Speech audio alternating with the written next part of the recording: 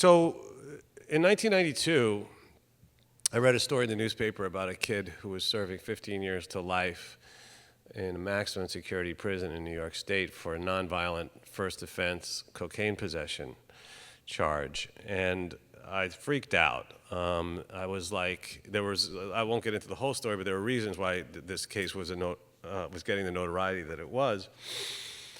And I decided to get involved. I found his mother's number in the phone book. I called her up. I offered to send money for a new lawyer, even though I didn't have much money.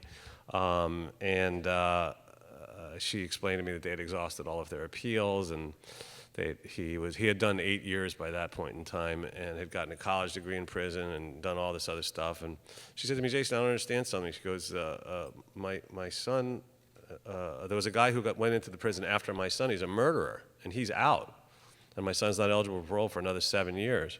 Can you explain that to me?" And I was like, "No, I can't explain it, but I'm sure as hell going to find out." And I had my own history with drugs when I was a kid, so it's just very, very like sort of a there but for the grace of God go I type of moment, even though I'm irreligious, but it doesn't matter, you know what I mean?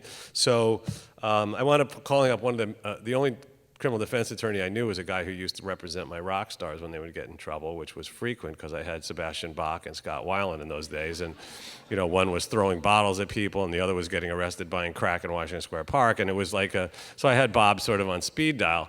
And so I called Bob and I said, "Bob, what can be done about this?" And he said, "Nothing. It's the Rockefeller drug laws. There's nothing you can do." And I said, "Well, do me a favor, talk to the mother on the phone." And one thing led to another. He wound up taking the case pro bono, and we got a hearing several months later, and flew up to Malone, New York, and I sat in the courtroom holding Stephen's mother's hand when the judge ruled in our favor, and he was freed. And it was such a profound experience, and I was like, that was fun. Like, I want to do more of that.